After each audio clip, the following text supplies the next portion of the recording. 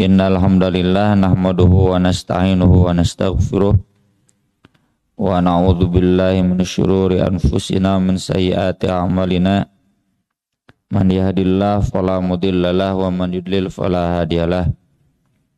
Asyhadu an la ilaha illallah wahdahu la syarikalah wa asyhadu anna Muhammadan abduhu wa rasuluhu alladzi la nabiyya wa la rasula ba'dah.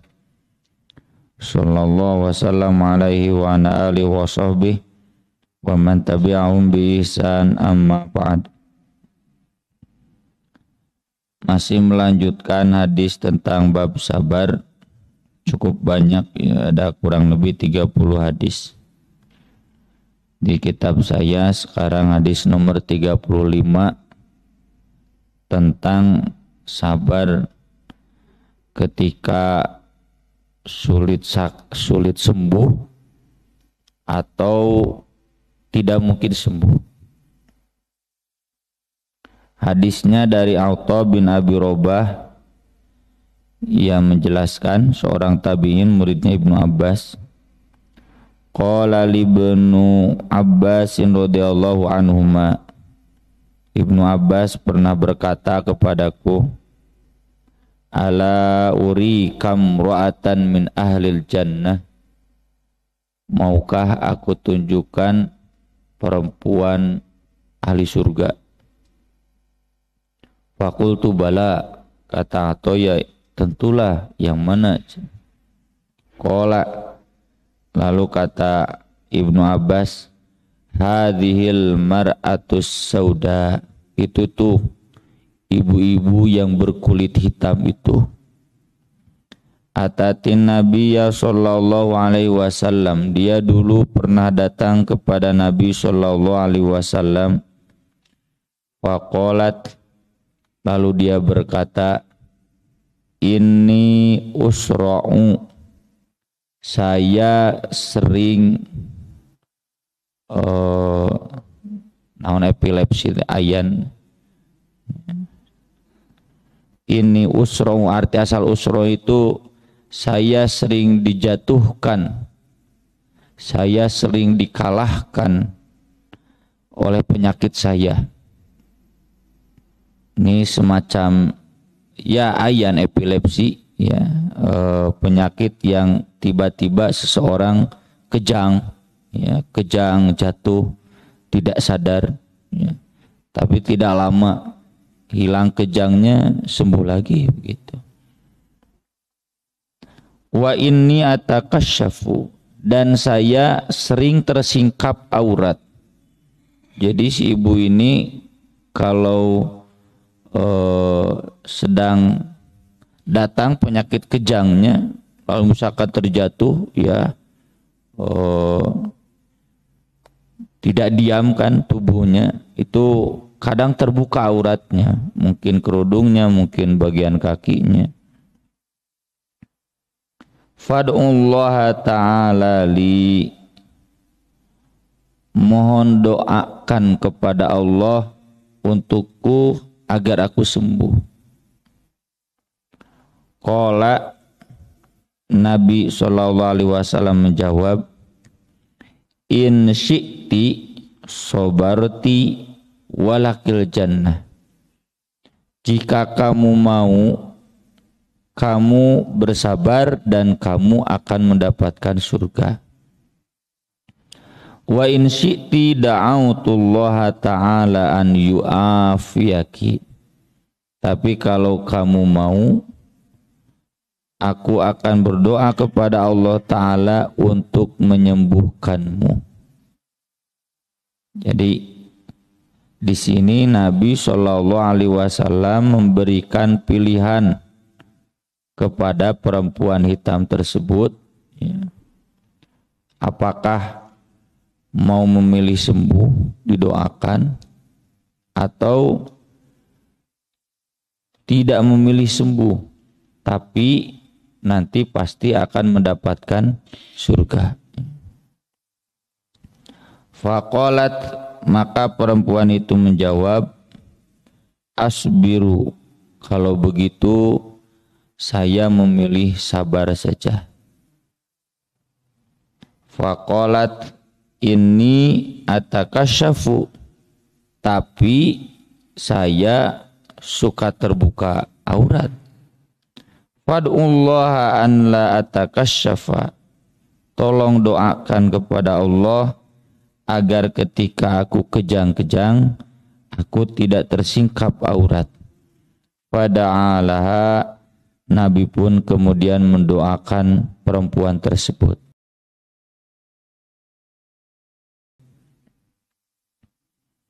Ini hadis mengajarkan salah satu model sabar yang lain, yaitu sabar ketika sakit dan memilih tidak sembuh dari sakit meski peluang itu ada.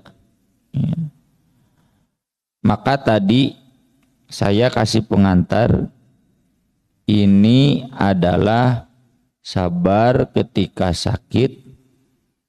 Mau kita fikihkan sulit sembuh, karena memang penyakit ayan itu setahu saya sampai sekarang juga begitu, ya, sulit sembuh. Atau bisa kita fikihkan yang tidak mungkin sembuh dengan mempertimbangkan kondisi zaman Nabi saat itu, ya, yang dunia medis belum semaju seperti sekarang. Rasanya tidak terlalu salah kalau kita simpulkan bahwa penyakit ini untuk zaman itu ini bisa dikategorikan penyakit yang tidak mungkin disembuhkan. Oleh karena itu, solusi satu-satunya adalah memohon doa kepada Nabi SAW, dan doa Nabi itu kan pasti diijabah. Dan di sini meskipun si ibu tersebut ada peluang sembuh, tapi beliau tidak memilih itu ketika Nabi kasih tawaran. Silakan pilih sembuh, saya doakan, pilih tetap sakit, dan Anda sabar, Anda pasti mendapatkan surga. Dan ternyata di luar dugaan, ibu ini lebih memilih sabar, sakit, agar mendapatkan surga. Dan itulah yang Ibnu Abbas sebutkan kepada Atha, tuh perempuan itu perempuan ahli surga. Karena Nabi sendiri yang mengatakan bahwa perempuan itu dengan memilih tidak sembuh, dia akan menjadi penghuni surga. Ini menggambarkan keimanan yang super, ya, dari ibu tersebut. Seandainya dialami oleh kita sakit itu memang siapapun tidak bisa menolak, ya, dan tidak ada yang senang, apalagi yang tidak berpenghasilan tetap seperti ASN. Dengan sakit itu sangat terganggu, ya. Dagang mungkin libur dagangnya, hilang penghasilannya atau berkurang penghasilannya. Maka dari itu tidak ada satupun yang senang dengan sakit. Tapi hadis ini mengajarkan perspektif lain bagi orang-orang yang keimanannya ingin super, bahwa boleh ketika kita sakit lalu tidak memilih jalan mencari kesembuhan sampai bagaimana Allah saja, dan dengan sabar tidak berobat, tidak memilih cara untuk sembuh, itu pasti dapat surga. Sehingga enak kalau kita sakit, Pak, lebih baik sabar, surga, atau sembuh. Atau bapak ibu miskin, susah hidupnya, mau pilih sabar, tetap miskin, surga, atau hayang beunghar, dina ngadoa. Kita kan milihnya milih kaya. Memang nggak dosa, silakan. Tapi ketika memilih sabar dalam sakit, sabar dalam miskin, sabar dalam penderitaan, ya, dalam segala keterbatasan. Kita harus yakin itu surga. Makanya wabasyiris sabirin, ya. Siapapun orang yang sabar, jangan merasa kecil hati. Orang lain bisa goes, orang lain bisa lari, ya. Saya nggak bisa lari karena cedera kaki, tidak mungkin capek. Sabar saja. Orang lain belum tentu surga dengan goes dan larinya. Nah, ini Bapak Ibu yang tidak bisa dengan sabarnya pasti surga, mending mana sok, ya. Jadi ini mengajarkan agar kita tidak terlalu tengadah ke atas. Udahlah, terimakan apa yang ada dalam diri. Lihat orang lain liburan, jalan-jalan, ya, punya mobil, kemudian wisata, senang-senang dengan keluarga. Bapak Ibu nggak bisa karena keterbatasan. Sabar, surga kan. Itu yang senang-senang, jalan-jalan, wisata, centang tuh ke surga. Saya nggak memponis neraka, enggak, itu haram. Belum tentu ke surga. Bapak Ibu yang sabar dengan segala keterbatasan yang dimiliki pasti surga. Jadi kenapa harus bersedih? Orang lain yang senang-senang, foya-foya belum tentu surga. Bapak Ibu yang sabar pasti surga. Wabasyiris sabirin. Hal lainnya yang perlu kita catat, ini hadis ini saya sebut tadi pilihan. Nabi juga kan memberikan pilihan. Ada hadis yang ini sakit tidak memilih sembuh, karena sebagaimana sudah dijelaskan di hadis sebelumnya, juga nanti di hadis yang akan datang, sakit itu mendatangkan pahala. Dengan sakitnya, sehat belum tentu mendatangkan pahala dengan sehatnya, tergantung amalnya. Kalau sakit sabar itu dapat pahala. Rugi itu kak bapak kak ibu. Kalau sakit dari segi pahala nih rugi itu. Untung yang sehat belum tentu dapat pahala, tergantung amalnya.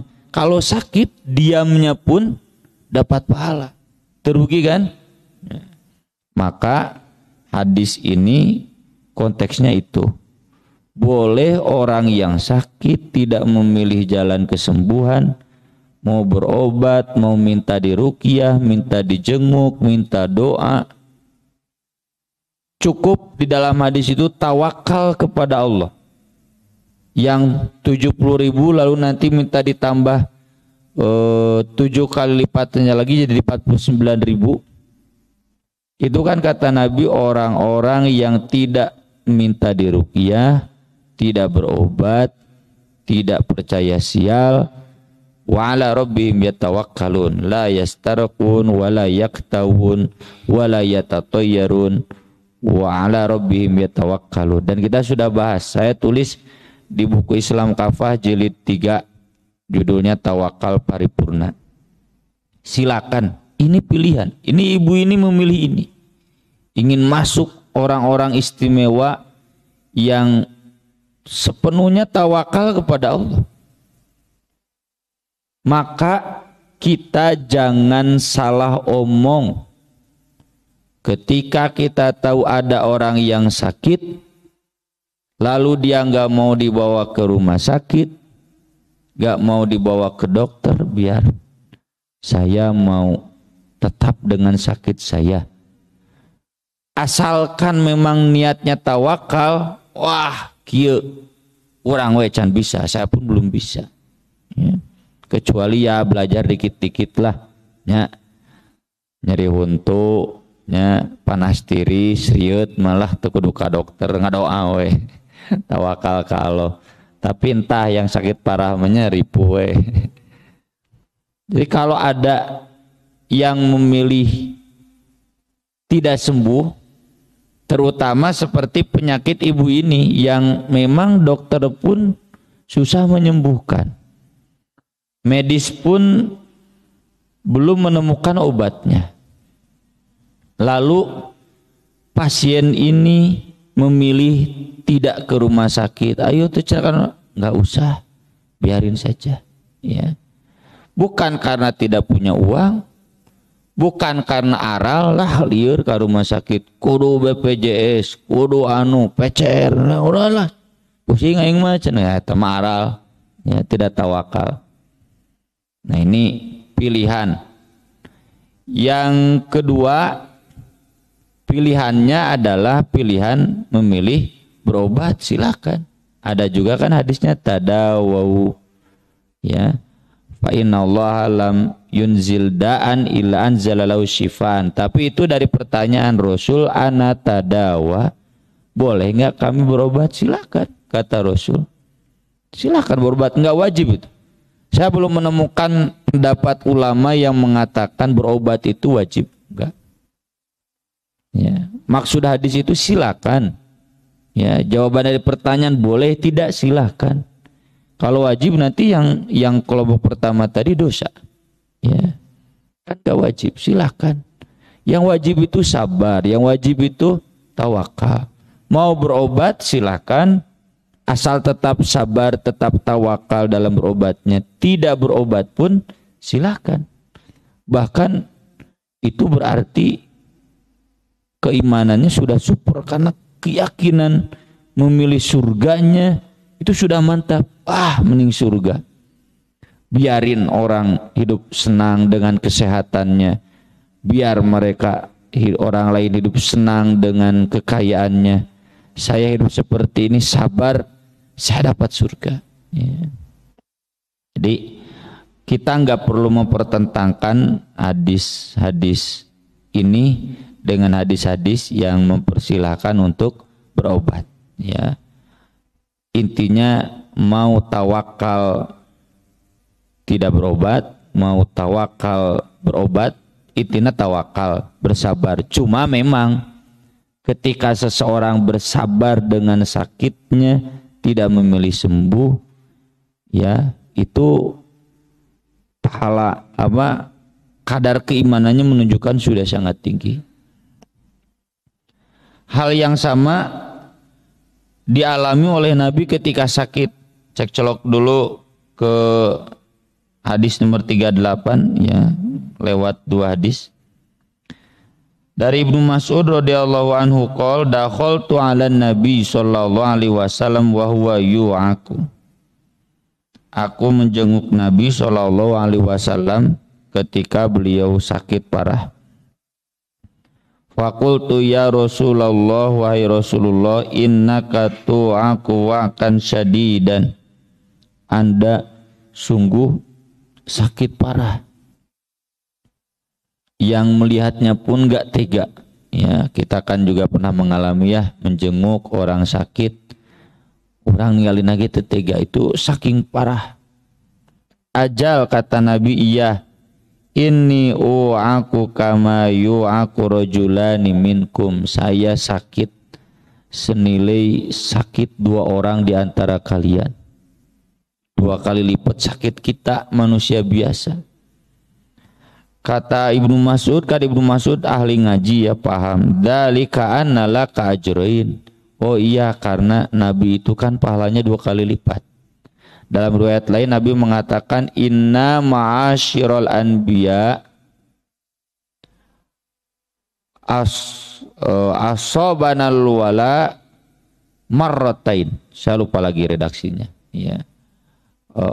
Yudha'afu lanal bala kama yudha'afu lanal ajr. Ya. Kami sekalian para nabi, bukan Nabi Muhammad saja, kami mendapatkan cobaan berlipat ganda karena kami akan mendapatkan pahala berlipat ganda. Maka Nabi pun sakitnya itu sakit yang berlipat parahnya. Ini jadi pelajaran bagi kita, kalau ada orang yang sakit parah, jaga mulut. Wah, cenah pantasnya Pak Haji loba dosa. Siapa tahu Pak Haji itu justru akan dilipat gandakan pahalanya, bukan karena banyak dosa. Hati-hati, jaga mulut, ya. Nabi pun menjawab, ajal, iya, dzalika kadzalik. hal itu karena secara umum ma min muslimin yusibu adzan, tidak ada seorang muslim pun yang terkena sakit ya. Adzan itu nyeri, rasa sakit. Syaukatun fama fauquha, baik itu tertusuk duri atau lebih ringan dari itu, kadupak, ditajong misalkan, tersandung. Illa kafarallahu biha sayyiati, kecuali Allah akan menghapus kesalahan-kesalahannya. Wa hutat anhu dunubuh, dan dihapus dosa-dosanya. Kama tahutus syajaratu waraqaha, sebagaimana pepohonan menggugurkan daun-daunnya. Mungkin tidak Nabi saat itu berdoa agar sakitnya disembuhkan lalu diijabah. Mungkin tidak. Mungkin Nabi itu doanya kan pasti diijabah, ya. Tapi Nabi tidak memilih berdoa. Tidak memilih berdoa, ya Allah sembuhkan aku, ya Allah ringankan penyakitku. Nah ini pelajaran. Kalau boleh kita kasih fikih, karena memang sakit Nabi ini sakit menjelang wafat. Ya, sakit menjelang wafat itu memang kata Nabi sendiri tidak mungkin disembuhkan. Ya. Dan Nabi sakit ini karena Nabi sudah memilih. Kan sebelumnya Nabi ceramah dulu. Ada seorang hamba yang sudah Allah berikan pilihan antara apa yang ada di sisinya dan dunia, lalu dia memilih apa yang ada di sisinya. Toh seberes Nabi deh ceramah, aku qouli hadza wa astaghfirullah li wa lakum. Masuk ke rumahnya. Tiba-tiba menangis Abu Bakar, nyegruk. Kata sahabat yang lain, di hadisnya begitu. Ada syekh dasar aki-aki cenah kitu wae ceurik cenah gitu di pabarian. Ya. Lalu sahabat yang lain nanya, Abu Bakar, kenapa Anda menangis? Kata Abu Bakar, itu hamba itu yang Nabi ceritakan itu beliau, siapa lagi? Atau kabeh sahabat cari. Maksudnya apa?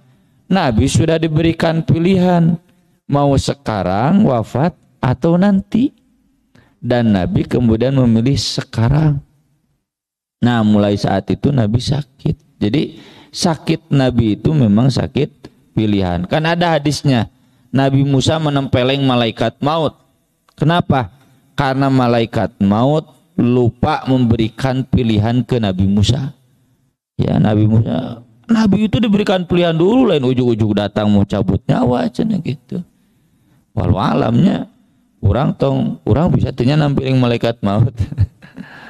Nabi salah, itu khusus Nabi. Karena memang Nabi itu, semua Nabi sebelum meninggalnya diberikan pilihan, mau sekarang mau nanti itu.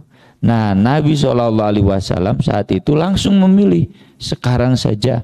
Padahal di usia yang relatif masih muda ya, 63 tahun itu kan maaf relatif masih muda, rata-rata kan 70. 63 itu masih muda, bapak saya pun udah 70 ya. Jadi masih jag-jag lah 63 tahun. Secara umum apalagi fisiknya seperti Nabi. Nabi kan sehat ya. Tapi Nabi memilih sekarang saja. Dan kemudian Nabi sakit parah, yang sakitnya itu memang juga pilihan. Jadi kalau ada di antara kita yang sudah tua, sakit, yang memang secara medis juga susah sembuh ya, mungkin sembuh tapi susah sembuh. Lalu bapak ibu itu kemudian memilih tidak berdoa sembuh, kayak Nabi begini, dan juga memilih tidak berobat kayak ibu yang tadi, tidak memilih jalan untuk sembuh. Jangan kemudian kita vonis itu adalah salah, berdosa karena berobat wajib, salah. Justru itu pilihan, silakan ya. Saya kan tadi kasih pengantar, saya belum menemukan fatwa ulama yang mengatakan berobat itu wajib, belum. Paling banter ada yang menyebutkan sunat karena agar bisa jihad, agar bisa bekerja, itu saja alasannya. Kalau seperti Ubay bin Ka'ab ketika Nabi bersabda begini dalam hadis yang lain, tidak ada satupun mukmin yang dia terkena penyakit kecuali akan dihapuskan dosa-dosanya. Rasul, apakah itu berlaku bagi kita semua? Kata Ubay, iya. Saat itu juga Ubay di hadapan Nabi berdoa, ya Allah, berikanlah aku penyakit menahun, tapi aku ingin tetap sholat berjamaah di masjid. Sejak saat itu sampai wafatnya, dalam tafsir Ibnu Katsir, ya, di ayat surat An-Nisa, ya'mal su'ayujzabih, Ubay bin Ka'ab gak pernah tidak demam. Ka masjidnya diharudung gitu ngadek-dek. Karena itu sakitnya sakit doa beliau. Kalau memang wajib bercek Nabi, kamu haram, gak boleh begitu. Nabi tidak menegur, menunjuk silakan pilihan. Berobat silakan, tidak berobat silakan. Yang wajib mah sabar.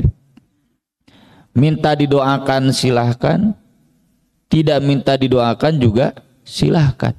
Ya. Berdoa untuk sembuh silakan, tidak berdoa untuk sembuh pun silakan. Semuanya ada dalam hadis. Jangan kita korupsi salah satunya. Ya. Kemudian kembali ke atas, hadis nomor 36, Abu Abdurrahman Abdullah bin Mas'ud radhiyallahu anhu qol, ka'anni anduru ila Rasulillah sallallahu alaihi wasallam yahki nabiyan minal anbiya. Saya seakan-akan masih bisa melihat, maksudnya masih terbayang, melihat Rasulullah sallallahu alaihi wasallam menceritakan seorang nabi dari nabi-nabi sebelumnya, shalawatullah wassalamuhu alaihim, dorobahu qaumuhu, dipukuli oleh kaumnya, fa'admauhu, sampai berdarah, wa huwa yamsahud dam fi wajhi, dia kemudian mengusap, menyeka darah yang ada di wajahnya. Urang pan menyeka kesang, ya, atau mun keur ngojai menyeka air, ieu mah Nabi mah menyeka darah. Lalu dia berkata, Rabbighfir liqaumi fa innahum la ya'lamun. Wahai Rabbku, ampunilah untuk kaumku karena mereka tidak tahu. Sudah berdarah, enggak marah sama kaumnya. Kenapa? Karena mereka tidak tahu. Kita mah boro-boro berdarah, sakit hati saja oleh tetangga, oleh keluarga, langsung keluar laknat, bahkan di lisan, apalagi di hati. Wah, sing cilaka maneh. Padahal kalau kita lihat hadis ini, itu berarti dia enggak tahu. Mohonkan ampunan saja. Dan kita sudah tahu hadisnya, pernah dibahas di tahap pertama dulu ya. Ketika seseorang mendoakan ampunan untuk kaum yang mendolimnya, nanti malaikat turun dan berkata, bal walak, justru bagi kamu. Jadi doa ampunan, doa kebaikan untuk orang lain itu akan dikembalikan ke kita. Sebaliknya, laknat yang kita berikan, kalau apalagi ya, atau kalau laknat itu ternyata tidak tepat, maka kembali ke kita. Mata kening ngadoakeun we. Mendoakan orang lain itu hakikatnya mendoakan kita. Apakah berarti nggak boleh melaknat? Nabi juga melaknat. Boleh, tapi kepada orang yang memang pasti mati dalam kekafirannya. Boleh mendoakan orang yang mendolimi kita, tapi nggak sampai laknat. Laknat itu kan selamanya dia terkutuk, tidak akan masuk surga gitu. Di laknat itu memvonis neraka selama-lamanya. Ke orang kafir pun para ulama sepakat nggak boleh, kecuali orang yang memang mati dalam kekafiran. Si Ahok dilaknat, siapa tahu dia nanti masuk Islam, ya, terbawa keluarga istrinya, ya. Jadi nggak boleh kita mendahului Allah. Nah, pilihan Nabi ini mendoakan kaumnya itu hakikatnya mendoakan dirinya sendiri. Nabi siapa ini? Kata Ibnu Hajar, saya belum menemukan datanya. Tapi dalam riwayat Ibnu Ishaq, walau alam, ya, ini adalah Nabi Nuh. Dan Nabi saat itu menceritakannya ketika disakiti oleh kaumnya. Disakiti oleh kaumnya kapan? Ibnu Mas'ud kan masuk Islamnya sedang di Makkah. Kalau Nabi disakiti kaumnya, kemungkinan besar ketika di Makkah. Di antaranya ketika Nabi datang ke Taif, ya, lalu dilempari batu, lalu datang malaikat Jibril dengan malaikat Gunung Kubes. Kata malaikat Jibril, nih, saya datang dengan malaikat gunung ini yang sudah diberikan izin. Seandainya gunung ini mau ditindihkan ke penduduk Taif, bisa. Tapi Nabi memilih tidak. Aku berharap nanti lahir sesudah mereka generasi yang menjadi pejuang-pejuang Islam. Dan betul. Maksudnya naon? Mereka begitu karena tidak tahu. Tapi siapa tahu nanti mereka sesudah tahu masuk Islam dan melahirkan generasi-generasi terbaik. Dan itu betul terjadi. Nah, ini kemungkinan kejadiannya kata Ibnu Hajar saat itu. Ada yang menyebutkan saat Nabi perang Uhud kan berdarah. Tapi kan Nabi ketika perang Uhud mah justru melaknat. Nabi refleks. Bagaimana mungkin kaifa yuflihu qaumun sajjau nabiyahum. Bagaimana mungkin bisa selamat satu kaum yang melukai nabi mereka. Lalu turun ayat laisa laka minal amri syai'un au yatuba alaihim au yu'adzibahum. Yang tadi nggak boleh melaknat orang kafir sekalipun yang masih mungkin ada peluang masuk Islam. Jadi kalau ini kejadiannya perang Uhud kurang tepat kata Ibnu Hajar. Kemungkinan besar ketika di Makkah, kan Ibnu Mas'ud yang melihat ketika disakiti lalu ingat seorang nabi, tapi nabinya nggak disebutkan. Dan seandainya ini benar Nabi Nuh, berarti ketika Nabi Nuh mengalami ini di masa awal. Dan berarti Nabi Nuh berdoa, Rabbi la tadhar 'alal ardi minal kafirina dayyara. Tadi kan kita baca, saya baca surat Al-Ankabut tadi. Falabitha fihim alfasanatin illa khamsina am. Nabi Nuh itu tinggal selama 1000 tahun kurang 50. Berarti 950 tahun. Dia nyeri 850 tahun mah normal. Kalau kemudian ujung-ujungnya la tadhar. Dan itu diwenangkan oleh Allah. Ya. Jadi nepikeun kabar darah begini ratusan tahun berdakwah terus dia nyeri. Lalu kemudian akhirnya ya udah kalau begitu habiskan, boleh. Jadi ini menjadi jelas. Boleh tidak berdoa seperti Nabi Nuh, boleh kalau memang sudah seperti Nabi Nuh seratusan tahun berdarah-darah. Ya, meski tadi ya pilihan Nabi Muhammad SAW dan itu yang jadi milah Ibrahim kesininya, Nabi Ibrahim kesininya, Nabi Musa, Nabi Isa. Itu tidak ada yang berdoa lagi seperti Nabi Nuh, habiskan semua, nggak ada, ya. Dan itu yang harus kita jadikan sunnah.